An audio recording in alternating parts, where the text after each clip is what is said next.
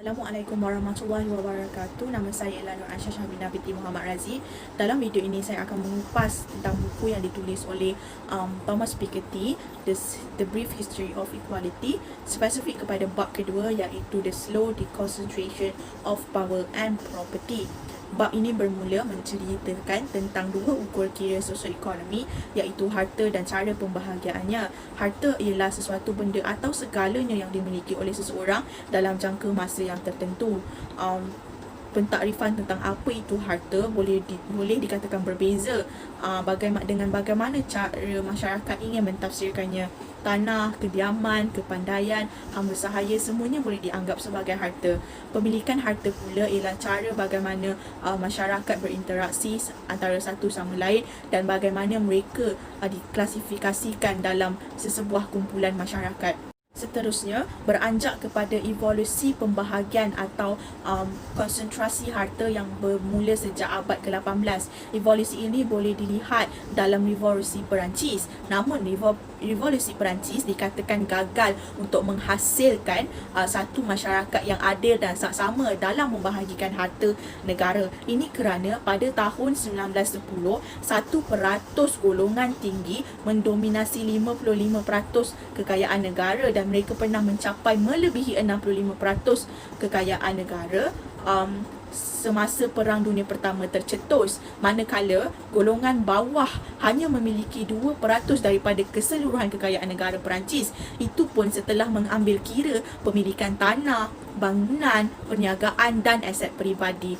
Kegagalan Perancis dalam evolusi pembahagian harta ini adalah kerana pada tahun 2020, walaupun golongan tinggi mencatat penurunan 24%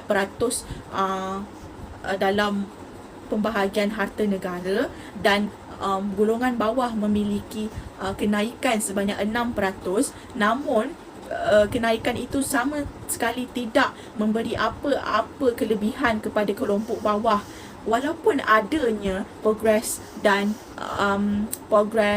usaha terhadap kesaksamaan pembahagian harta, namun jurang pendapatan dan pembahagian harta antara golongan tinggi dan golongan rendah sangat-sangat besar. Penurunan peratus daripada golongan tinggi tidak sedikit pun menjejaskan golongan tersebut kerana mereka masih lagi menguasai 5 kali kuasa berbanding golongan bawah. Penurunan harta ini tidak memenuhi kehendak majoriti. Seterusnya, beranjak kepada harta dan kuasa, hak-hak tertentu. Apabila seseorang memiliki kekayaan, ia tidak boleh dianggap sebagai hak mutlak, namun haruslah terikat dengan hak dan undang-undang agar persekitaran di sekelilingnya boleh dilindungi dengan keadilan. Ketika tercetusnya Revolusi Perancis, golongan kaya adalah lebih banyak daripada golongan bawah. Ini menjadikan mereka tidak sahaja berkuasa dalam hal harta, namun mereka memegang kelebihan dalam bidang politik, ekonomi dan segalanya. Oleh yang demikian, Revolusi Perancis mengangkat hak-hak pemilik harta, namun dalam masa yang sama mereka membenarkan golongan ini untuk menindas golongan sebaliknya. Lebih-lebih lagi kepada pemilik harta lelaki. Pemilik tanah boleh menindas penyewa mereka, pekerja boleh dilayan seperti hamba dan harta isteri adalah harta suami. Dan ini telah tercatat dalam Kod Sivil Perancis 1804. Boleh dikatakan semasa Revolusi Perancis berlaku, ketidakadilan tercetus dan mengakibatkan pergaduhan besar. Oleh kerana itu, pada masa kini, kesemua hak individu adalah penting dan pemilik harta adalah terikat dengan undang-undang yang adil dan tidak ada lagi penindasan yang dibenarkan walaupun seseorang itu mempunyai kekayaan yang besar. Sekian, terima kasih.